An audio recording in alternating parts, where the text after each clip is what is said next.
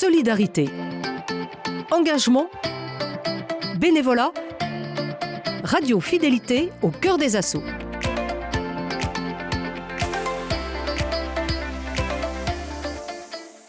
Pour cette nouvelle semaine, nous mettons à l'honneur le Clubhouse de Nantes, une association inspirée d'un modèle nord-américain qui accompagne les personnes concernées par un trouble psychique vers une réinsertion sociale et professionnelle. Bonjour Vincent et Thomas.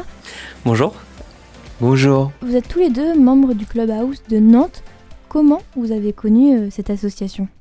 Alors moi, on m'en a parlé dans une autre structure d'insertion professionnelle, comme étant un lieu qui pourrait me convenir.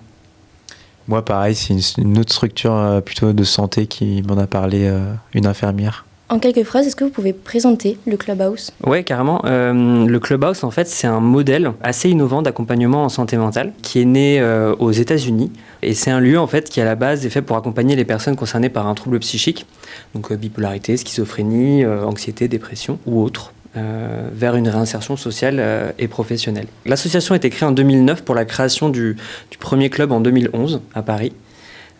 Et là, en fait, depuis 2011, ça s'est vachement essaimé. Est-ce que vous savez pourquoi c'est innovant ? C'est assez horizontal, les relations. Il y a aussi le fait de faire ensemble, en fait, les salariés et les membres participent, par exemple, au ménage, à la cuisine.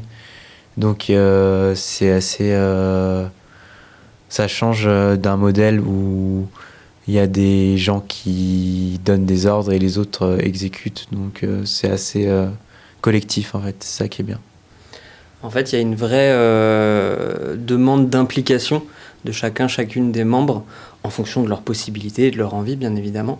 Mais du coup, ça responsabilise beaucoup et ça permet de reprendre aussi confiance en soi. Et, le grand mot, c'est reprendre son pouvoir d'agir, en fait, mais c'est un petit peu ça, quoi. En commençant par des petites responsabilités, puis un petit peu plus, etc.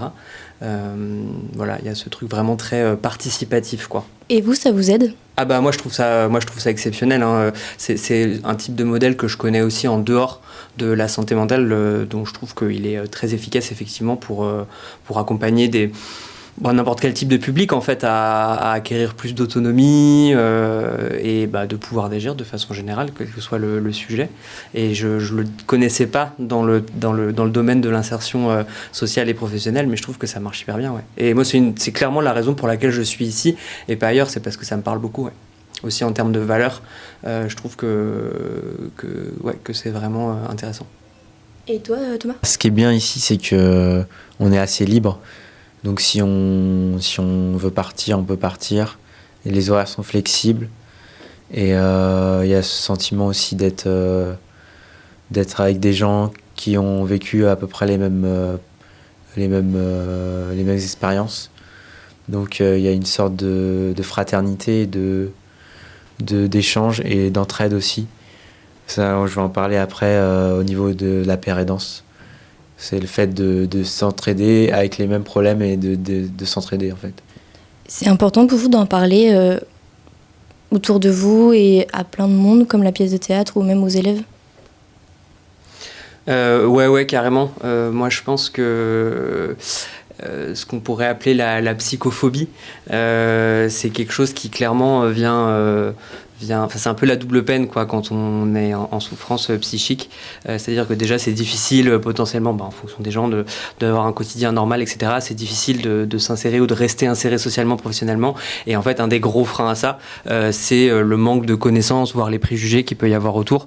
Et en fait, moi, c'est hyper important. Comme par exemple à titre personnel, je me sens suffisamment à l'aise de parler de ma situation et de me présenter avec mes qualités et mes défauts, indépendamment de la maladie. Moi, je trouve que c'est hyper important. En tout cas, moi, j'estime que c'est mon devoir d'en parler pour faire un petit peu évoluer le regard, la mentalité, et pour que ça puisse soutenir d'autres personnes à avancer plus sereinement. Comme c'est un sujet très tabou, quand on en parle après, les autres, ils peuvent en parler aussi. Je sais que j'ai une amie qui a vu la pièce, et après, elle en a parlé à sa maman, et sa maman a pu en parler des problèmes de son père.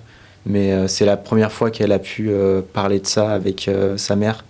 Donc ça a vraiment brisé le tabou, en fait. Mais c'est un risque. C'est un risque aussi, ce qu'on fait sur le théâtre, parce qu'on donne des informations personnelles. Mais je pense que il faut le faire. Merci beaucoup. Merci à toi. Demain, nous en apprendrons davantage sur l'association. Nous serons accompagnés de Benjamin, membre du Clubhouse, et d'Alexia, salariée de l'association, pour discuter du modèle innovant du faire ensemble.